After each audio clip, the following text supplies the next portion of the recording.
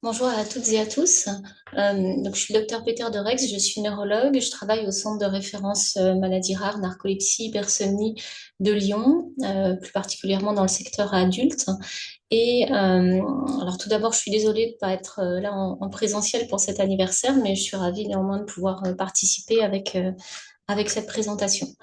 J'ai choisi de vous parler du quotidien avec la narcolepsie et l'hypersomnie et en particulier d'aborder différents aspects qui, je pense, sont importants pour les personnes qui vivent avec ces maladies, notamment en ce qui concerne la scolarité et la vie professionnelle, les loisirs, l'activité physique ou encore la vie affective, la sexualité et la parentalité.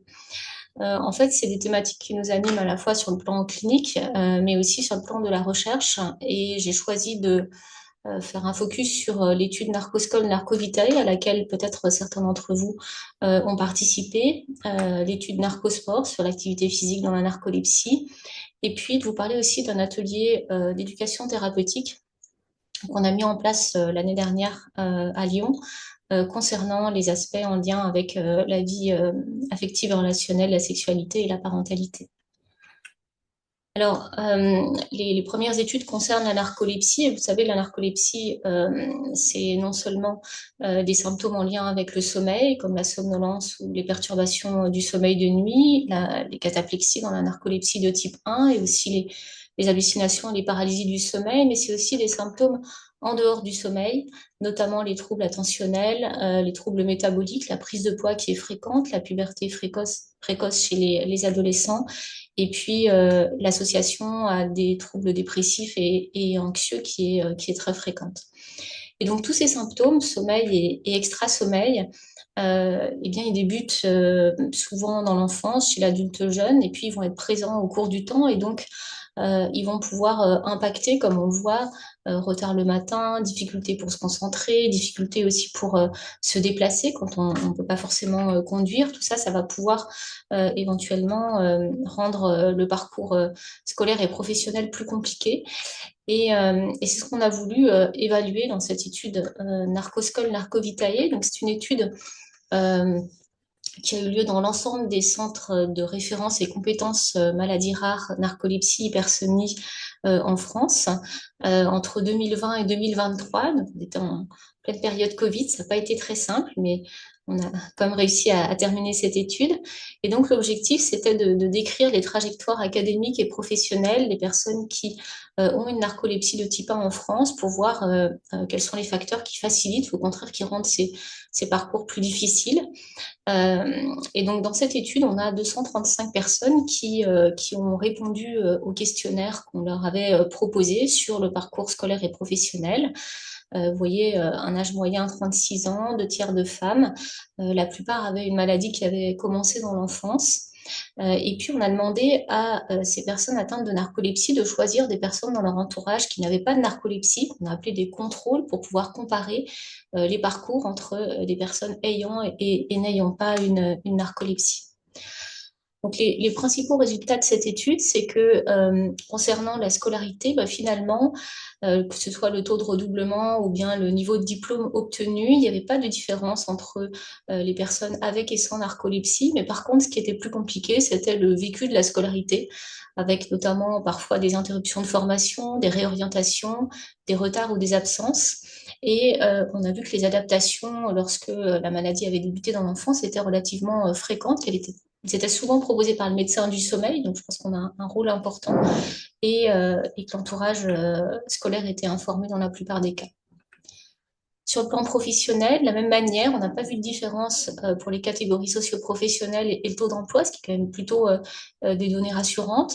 Mais par contre, là aussi, un parcours souvent plus difficile, avec plus de travail à temps partiel et le sentiment d'un déséquilibre entre les efforts nécessaires pour parvenir à ces réussites professionnelles et les récompenses, que ce soit en termes de reconnaissance au travail ou encore de salaire, qui étaient estimées moins importantes.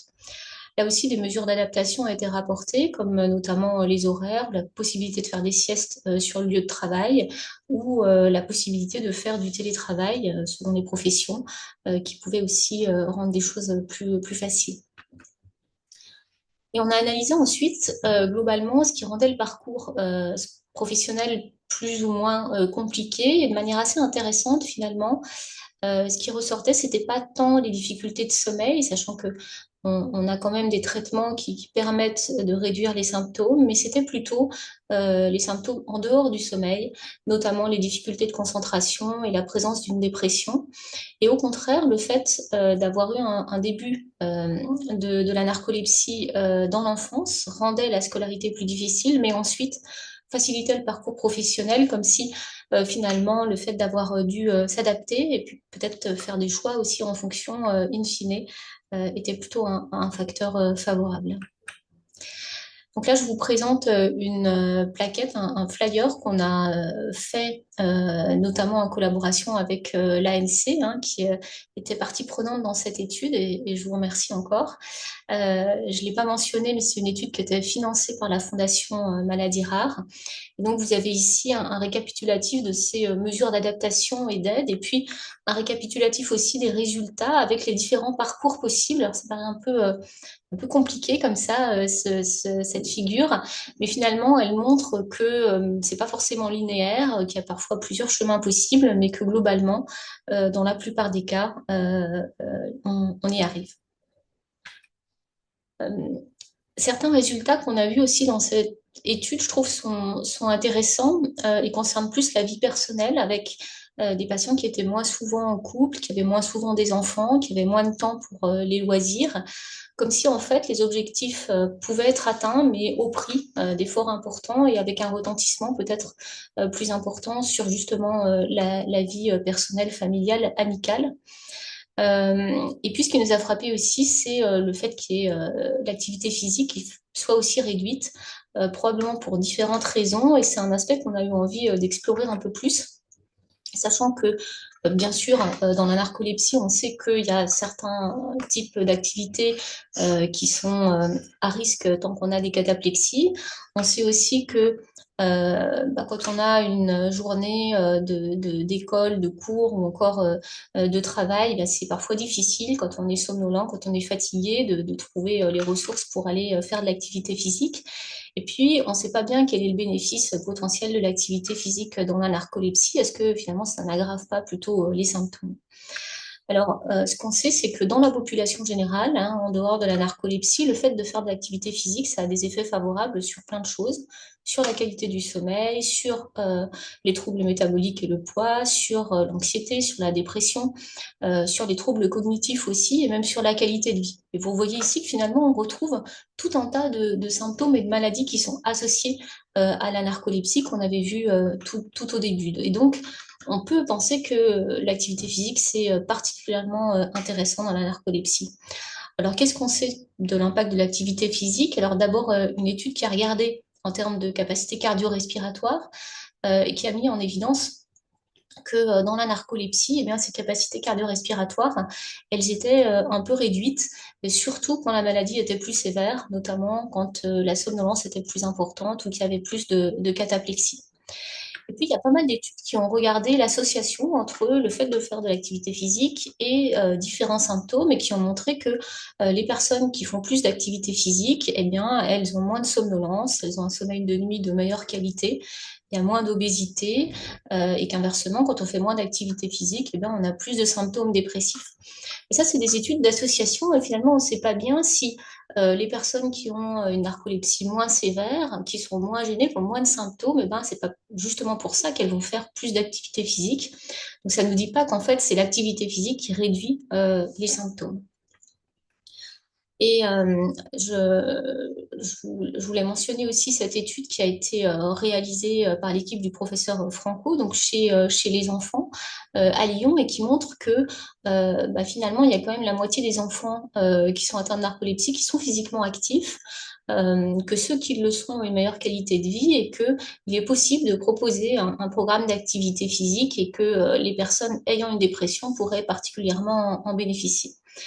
mais il n'y avait pas vraiment d'études interventionnelles structurées qui permettaient de voir l'impact de l'activité physique, et c'est ce qu'on a essayé de faire dans ce travail, donc l'étude Narcosport, qui a voulu regarder la faisabilité et l'efficacité d'un programme d'entraînement physique sur les symptômes liés au sommeil, mais aussi les comorbidités, c'est-à-dire les maladies associées à la narcolepsie. Donc, on a inclus 30 personnes qui étaient suivies dans le service, sédentaires, donc qui ne faisaient pas d'activité physique au départ. Vous voyez qu'on avait trois quarts de femmes, que en moyenne, ces personnes étaient soit en surpoids, soit avaient une obésité, et donc étaient assez loin, on va dire, de l'activité physique au quotidien. Et on leur a proposé un programme d'entraînement physique assez intensif, en tout cas avec 3 séances par semaine pendant 6 semaines, une séance en présentiel en médecine du sport et puis 2 séances en distanciel, en visio, à domicile. Et puis ensuite, un programme d'entraînement physique personnalisé, mais en autonomie, avec un coach qui faisait des appels motivationnels de temps en temps, mais finalement, quand même, la consigne de faire de l'activité physique par soi-même. Alors, la première question, c'était est-ce que c'est faisable? Finalement, est-ce que les patients qui n'ont plus fait de sport parfois depuis des années, ils vont réussir à suivre ce programme? Est-ce qu'ils vont être assez motivés pour le faire? Et puis est-ce qu'on va arriver à le mener à son terme? Et globalement, sur les 30 personnes qu'on a inclus, 25 ont fait la totalité du programme. Et en nombre de séances, on avait plus de 85% des séances à peu près qui étaient réalisées. Donc plutôt une réponse oui à est-ce que c'est faisable. Ensuite, est-ce que c'est bien toléré? On craignait un rebond de cataplexie, un rebond de somnolence. On n'a observé ni l'un ni l'autre. Pendant les séances en elles-mêmes, on a observé quelques cataplexies, mais extrêmement peu, des cataplexies partielles. Alors, il faut dire aussi que c'était pas très très fun, hein. C'était sur une bicyclette ergométrique, donc c'est pas la même chose que l'activité physique quand on fait un sport collectif, par exemple, qu'on marque un but, etc., qui est une composante émotionnelle ou sociale qui peut éventuellement favoriser les cataplexies. Là, on était vraiment dans l'activité physique effort pur. Mais en tout cas, ça n'a pas aggravé les cataplexies et on n'a pas eu non plus d'aggravation de la somnolence en moyenne. En termes d'efficacité, cette fois-ci, on a regardé différentes choses, les symptômes liés à la narcolepsie, les effets cardiométaboliques, la forme physique et puis les aspects cognitifs avec un test attentionnel sur une tablette tactile. Et ce que vous voyez ici, c'est les résultats à 6 semaines et les résultats à 6 mois. Et ce qui est en vert, c'est quand on a un effet qui est d'intensité moyenne, et en orange, un effet qui est d'intensité importante, avec les petites étoiles pour vous montrer quand c'est significatif. Donc, on voit qu'on a quand même pas mal d'étoiles, et que même à 6 mois, finalement, on a un effet qui reste significatif et relativement important sur les troubles anxieux et la dépression, sur un certain nombre de paramètres métaboliques, les triglycérides, le risque cardiovasculaire qui est calculé avec un ratio par rapport au taux de cholestérol, et puis aussi sur les capacités attentionnelles. Donc des résultats plutôt intéressants et globalement un vécu plutôt positif aussi des personnes qui ont pu participer, et notamment sur le fait de pouvoir se sentir plus actif dans la prise en charge de la maladie, de ne pas subir juste de manière passive les médicaments, d'avoir une meilleure image de soi aussi, de mieux se sentir dans son corps, d'avoir moins de douleur, donc des aspects, je trouve, vraiment intéressants, avec aussi un certain nombre de difficultés à faire ce programme, hein, qui était quand même très demandeur en termes de temps, pas facile de concilier avec le travail et la famille. Le point aussi important que j'ai pas mentionné, c'est qu'il n'y avait pas eu de perte de poids, alors que c'était vraiment une attente aussi, probablement parce qu'il aurait effectivement fallu ajouter, en plus de l'activité physique, une prise en charge nutritionnelle. Et puis, des éléments aussi importants pour la suite, c'est-à-dire que finalement, ce qui a bien aidé les personnes à rester motivées sur le temps, c'était ce coaching, le fait d'être écouté, d'être accompagné, et aussi de se réadapter de manière progressive. Le dernier point que je voulais aborder, c'est ces questions qui ont trait à la vie affective et relationnelle, la sexualité et la parentalité. Je crois que c'est des questions aussi qui sont fréquentes et qu'on aborde souvent en consultation, à la fois la difficulté d'en parler autour de soi, notamment à son ou à sa partenaire, la possibilité de cataplexie pendant les rapports sexuels, les questions qui ont trait à la contraception, Bien sûr, la grossesse, qu'est-ce qu'on fait avec les traitements, l'accouchement, le postpartum, l'allaitement, avoir un enfant en bas âge, est-ce que ça va être possible de s'occuper de mon enfant si j'ai besoin de dormir 11 heures? Est-ce que je vais arriver à me réveiller si il ou elle m'appelle? Tout ça, je pense, c'est des inquiétudes qui sont assez fréquentes. Et donc, on a proposé cet atelier d'éducation thérapeutique avec une sage-femme et une patiente intervenante qui s'est formée à l'éducation thérapeutique. Et cet atelier, en fait, comportait différents aspects, des aspects d'échange par le biais de la photo-expression, notamment sur l'impact sur la vie relationnelle. Alors, on avait proposé de venir avec les conjoints et conjointes. Ça, on va dire qu'on a eu un seul conjoint, mais on espère qu'on fera mieux l'année prochaine. Il y avait des aspects un peu d'information sur les modes de contraception, sur les interactions avec les traitements. Et donc là, c'était bien utile d'avoir une sage-femme avec nous. Et puis des aspects d'échange aussi entre patientes et patients sur les questions qui touchaient à la grossesse, l'accouchement, le postpartum, s'occuper d'un enfant en bas âge. Parce qu'on avait en fait des patientes, alors je dis patientes, c'est surtout des femmes qui étaient enceintes, qui ont participé, d'autres qui projetaient d'avoir un enfant et d'autres qui avaient déjà eu des enfants. Et je pense que ces expériences diverses ont rendu les échanges vraiment intéressants.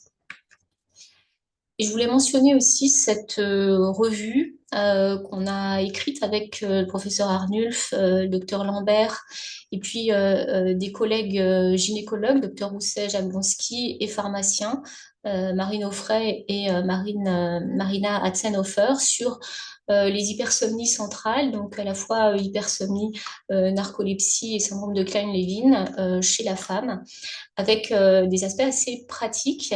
C'est un article qui est en accès libre sur le site de médecine du sommeil, avec notamment des petites synthèses sur ce qui est possible, pas possible, en termes d'options médicamenteuses et non médicamenteuses sur ces différentes étapes qui sont souvent source de questions.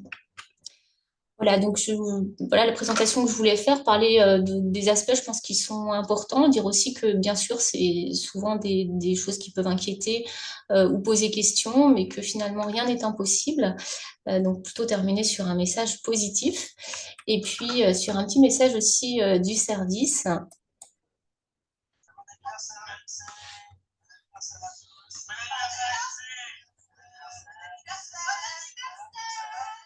Alors, je ne sais pas si vous avez entendu, en fait, c'était un bon anniversaire hein, du docteur Ricordo et puis euh, d'infirmiers, infirmières, aides-soignantes qui travaillent dans le service. Donc voilà, très bon anniversaire. Au revoir.